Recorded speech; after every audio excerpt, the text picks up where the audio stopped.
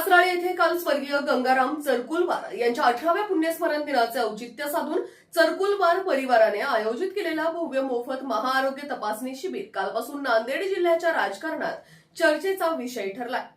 त्याला कारण सुद्धा तसंच आहे। सांगायचं म्हणजे आलेल्या महायुतीच्या मान्यवरांनी हे राजकीय व्यासपीठ नसल्याचं आपल्या भाषणात बोललं असलं तरी सदर आयोजित उपक्रमाचे कौतुक करताना आयोजकांच्या भावी राजकीय कार्यास शुभेच्छा देऊन आपल्या सर्वांच्या मनातील इच्छा लवकरच पूर्ण होवोत अशा सदिच्छा सुद्धा व्यक्त केल्यात।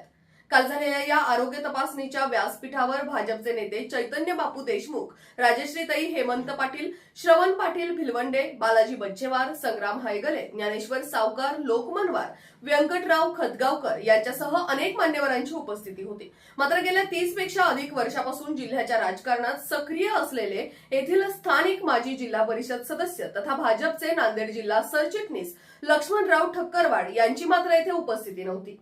कासराळी गावात बाबूराव चरकुलवार व भागवत सावकार लोकमनवार यांच्या माध्यमातून निर्माण झालेली युवकांची शक्ती गेल्या काही दिवसांपासून गावात अनेक सामाजिक बांधिलकी जोपासत विकासाभिमुख कामे करत असून राजकारणात अशा नवतरुणांची आवश्यकता असल्याच्या प्रतिक्रिया सुद्धा मान्यवरांनी आपल्या मनोगतात व्यक्त केल्या।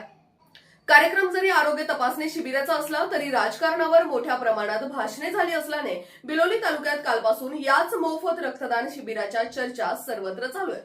भाषणे जरी राजकारणावर झाले असले तरी या झालेल्या मोफत आरोग्य शिबिरामुळे कासराळी व परिसराच्या अनेक गावातील गोरगरीब कुटुंबातील 500 पेक्षा अधिक रुग्णांना आपल्या आजाराची तपासणी करून घेता आली, तर 40 रुग्ण मोफत शस्त्रक्रियेसाठी पात्र ठरले। त्यामुळे सदर शिबिर नक्कीच यशस्वी झाले यात शंका तीळ मात्र नाही।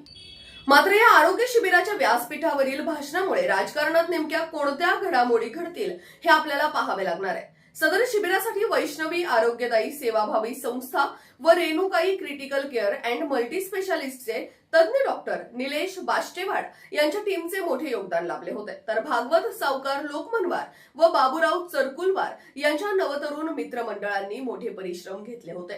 अशाच ताज्या बातम्या पाहण्यासाठी आमच्या महालाईव्ह चॅनलचे फेसबुक पेज फॉलो करा व YouTube चॅनल सबस्क्राइब करा। धन्यवाद। आणि आयोजन करण्याचे काम आपले उपमुख्यमंत्री वैद्यकीय सहायता कक्ष प्रमुख नांदेडचे बाबूराव दादा चरकुलवार यांनी हातात घेतलेले आहे। त्यांच्या या कार्याला मी सगळ्यात पहिल्यांदा शतशः नमन करते आणि त्यांच्या हाकेला ओ देऊन एवढ्या रणरणत्या उन्हात या परिसरातली सगळी जी माझ्यापेक्षा वयानी मानानी अनुभवानी ज्येष्ठ श्रेष्ठ मानवाईक मंडळी उपस्थित झालेली आहे, तुम्हा सगळ्यांचं मी शतशः नमन करून मनापासून या परिसरात या मंडपामध्ये स्वागत करते। कारण एवढ्या रणरणत्या उन्हात तुम्ही सगळेजण आलात, तुमची सेवा करायची संधी ज्या सगळ्या डॉक्टर मंडळींना दिली त्या सगळ्या डॉक्टरांचं सुद्धा मी या ठिकाणी आमच्या या वैद्यकीय सहायता कक्षाच्या तर्फे आणि आमचे बाबूराव दादा यांच्यातर्फे मी मनापासून स्वागत करते।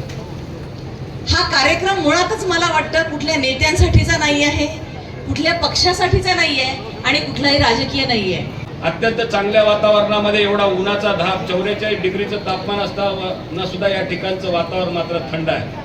या ठिकाणी आपण चांगल्या उद्देशाने जी चांगली सुरुवात या ठिकाणी केलेली आहे आपल्या वडिलांच्या पुण्यस्मरणार्थ, निश्चितच येणाऱ्या काळात सुद्धा आपण आपल्या हातून अशाच पद्धतीचे सामाजिक उपक्रम व्हावेत। या ठिकाणी ज्ञानेश्वरचा सत्कार होताना आम्हाला आनंद वाटत होता की त्या सर्व गावातल्या तरुण मंडळींनी आम्हाला कोणा मोठ्या पुढाऱ्याला एवढा मोठा हार घातला नाही, पण ज्ञानेश्वरला घातला, त्याच्यामुळे त्याला हुरूप आहे। यावेळेस 10 मशीन वाटल्या असतील, पुढच्या 100 मशीन वाटायची त्याची ताकद निर्माण झाली पाहिजे आणि जो काम करतो त्याचा सत्कार निश्चितपणाने झाला पाहिजे या मताचा तर मी आहे मित्रांनो तुम्हाला सांगतो। या ठिकाणी आम्हाला यायला थोडा उशीर झाला, परंतु आम्ही डॉक्टर लोकांना सांगितलं होतं की तुमच्या तपासणी सुरू ठेवा। मी डॉक्टरांना आल्यावर विचारलं किती तपासण्या झाल्या, तर डॉक्टर साहेबांनी सांगितलं जवळपास 250 रुग्णांना आम्ही या ठिकाणी तपासलेला आहे आणि 450 रुग्णांची नोंदणी झालेली आहे अशा पद्धतीने सांगितलेलं आहे आतापर्यंत। म्हणजे एवढ्या मोठ्या प्रमाणात या रोग निदान शिबिराला मोठ्या प्रमाणात प्रतिसाद मिळाला। निश्चितच या ठिकाणी एक अत्यंत चरकुलवार परिवाराने स्तुत्य अशा पद्धतीचा कार्यक्रम घेतलेला आहे। आत्ताच या ठिकाणी अशा पद्धतीच्या सामाजिक पुरातून मी सांगितल्याप्रमाणे कार्यकर्ता घडत असतो। एक कार्यकर्ता घडायला ताई जवळपास 20 वर्ष लागत असतात आणि संपायला काही वेळ लागत नाही। कार्यकर्ता टिकला पाहिजे आणि जो चांगलं काम करतो त्याच्या पाठीमागे आपण सुद्धा नागरिकांनी राहिलं पाहिजे मित्रांनो तुम्हाला सांगू इच्छितो। या ठिकाणी कोणी पैशाच्या जीवावर, कोणी कशाच्या जीवावर, कशाच्या ताकदीवर या ठिकाणी मोठे होत पाहत आहेत. परंतु खरी तुम्हाला मताचा एवढा मोठा अधिकार दिलेला आहे. खरा माणूस कोण आहे? आपल्या कामाला येणारा माणूस का? आता श्रावण पाटलांनी सांगितलं की आम्ही गेल्या 20-30 वर्षापासून 30-32 आम्हाला सांगायला आता संकोच वाटायला ताई, मी जवळपास 1992ला सुरुवात केलो, आज 33-34 वर्ष झाले राजकारणाला सुरुवात करून, असं म्हणलं तर किती म्हातारा आहे. म्हणजे तिला तर केस पांढरे करावं लागलं, मिशा पांढऱ्याला काळं करावं लागलं, तुमच्या पुढे यावं लागलं. परंतु या ठिकाणी मित्रांनो तुम्हाला सांगू इच्छितो, मी म्हणल्याप्रमाणे एक कार्यकर्ता घडायला 20-25 वर्ष लागतात. त्यासाठी कार्यकर्ता टिकणं सुद्धा महत्वाचं आहे. ज्यावेळेस या ठिकाणी बिलोली तालुक्यामध्ये 242 गाव होते, जवळपास उमरी, धर्माबाद, उमरीचा काही भाग आणि धर्माबादचा पूर्ण तालुका आणि बिलोली तालुका आणि नायगाव तालुका अशा 3 तालुक्याचा मी त्या तालुका अध्यक्ष. श्रावण पाटलांनी सांगितलं नाही, ते युवा मोर्चाचे भारतीय जनता पार्टीचे बिलोली तालुक्याचे अध्यक्ष होते. त्यानंतर आम्ही तालुक्याचं आंदोलन केलं, जवळपास 13 दिवसाचा आम्हाला जेल कारावास झाला.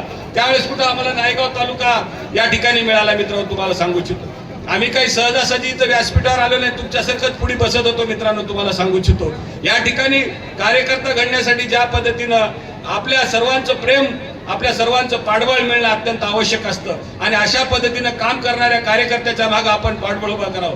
हे कार्यक्रम होत असताना मला भागवतचं सुद्धा नाव घेणं आवश्यक वाटतं की भागवत लोकमनवारची तळमळ, माझा मोठा भाचा आहे, या ठिकाणी त्याची तळमळ, त्याची कार्यकर्ते जोडण्याची संघटन कौशल्य अत्यंत चांगलं आहे. मित्रांनो तुम्हाला सांगू, ज्याही क्षेत्रात त्यानं बोलणं म्हणते, परंतु आज का कमी बोललाय की जवळपास अर्धा घंट्याचं भाषण तो करतो बोलला म्हणत. या ठिकाणी अत्यंत चांगल्या पद्धतीनं या ठिकाणी गोरगरिबांची सेवा झाली पाहिजे. मोठ्याचं जर काम कोणी बी खुर्ची टाकून, चहा पाजून, थंड पाजून करते, परंतु ज्या गरीबाला कोणी वाली नसतो त्याचा वाली बनण्याचं काम आपण सर्वांनी केलं पाहिजे. या मताचा मी आहे. मित्रांनो तुम्हाला चेरकुलवार व आमचे मित्र, या भागातील युवा नेतृत्व, भागवत गंगावार, त्यांच्या सर्व टीमचे मी इथं अभिनंदन करतो, आभार व्यक्त करतो की आपल्या वडिलांच्या प्रित्यर्थ, स्मृती प्रित्यर्थ त्यांनी हा जो कार्यक्रम आयोजित केलेला आहे, तो उपक्रम यावर्षीच मला वाटतं पहिलं वर्ष पहिलं वर्ष आहे त्यांचं. मी त्यांना आपल्या माध्यमातून सांगू इच्छितो की दरवर्षी असा आपण कार्यक्रम आपण आयोजित करून या भागातील गोरगरीब लोकांना जे मोफत आरोग्य शिबिराचा आपण लाभ देता, तो लाभ आपण दरवर्षी द्यावा अशी आपल्याला विनंती करतो. यांच्या 18व्या पुण्यस्मरणानिमित्त हे फार मोठं आरोग्य शिबिर आपण कासाळीमध्ये भव्य दिव्य रूपामध्ये आपण अरेंज केलो आहोत. आपल्याला जे नांदेडला जाऊन जे ट्रीटमेंट तिथं केलो असतो ते आपण इथं आपल्या एका टेंटमध्ये आपण इथं हे केलेले आहे, मॅनेजमेंट केलेले आहे. सर्व डॉक्टर, ऑर्थोपेडिक, सगळे जेवढे डॉक्टर मोठे मोठे आहेत ते सर्व हजेरी लावलेली आहे तिथं. आपल्याला आज आपण जे सर्व नियोजन आपल्या कासळी येथील मित्रमंडळीच्या यांच्याकडून झालेलं आहे आणि असेच आपण नवीन उपक्रम कासळीमध्ये आपण राबवायचा प्रयत्न चालू आहेत. आमच्या सर्वांच्या इच्छा आहे. कासळी आपल्याला अशीच इथपर्यंत व्हायचे नाही. कासळीमध्ये विकास खूप मोठा करून दाखवायचा आहे, ही आमच्या सगळ्या नवयुवकांची इच्छा आहे. या निमित्तानं आम्ही इथून सुरुवात आहे. अजून आम्हाला भरपूर प्रमाणात आपल्याला काही करून दाखवायचं आहे या नवयुवकांना आणि या पुढील कार्यास तुमचे आम्हाला आशीर्वाद लागते सर्व मान्यवरांचे आणि या आशीर्वादाच्या रूपाने असेच आम्हाला कार्य करण्याची तुमची ताकद हवी आहे आम्हाला. त्याचे स्वप्न सुद्धा पूर्ण व्हावेत अशा तुम्ही भाषणामध्ये सांगितलं. तर नेमकं तुम्हाला सांगायचं काय? निश्चितच या जगामध्ये सगळ्यात जास्त तरुणांचा देश म्हणून भारताला ओळखला जातं आणि येणारा काळ हा तरुणांचाच राहणार आहे. त्याच्यामुळे लोकशाही बळकट करायची असेल, राजकारण एका सकस दिशेने जाण्याची गरज असेल तर जास्तीत जास्त सजग असणारे, सामाजिक भान असणारे, जाण असणारे तरुण राजकारणात येणं गरजेचं आहे. कारण लोकशाही बळकट करायची असेल तर अशा विचारांची तरुण राजकारणात येणं गरजेचं आहे आणि म्हणून अशा तरुणीला मी माझ्याकडून शुभेच्छा दिलेल्या आहेत. आपण या ठिकाणी महायुतीचे अनेक पदाधिकारी या ठिकाणी आलेले आहात, मात्र याच गावातील माजी जिल्हा परिषद सदस्य सुद्धा आहेत, ते या ठिकाणी येऊ शकत नाही. मला त्यांच्या वैयक्तिक अडचणी असू शकतात. तुम्हाला सगळ्यांना माहिती आहे, लग्न आहे, उन्हाचे आहे, काहीही प्रत्येकाच्या वैयक्तिक अडचणी असू शकतात.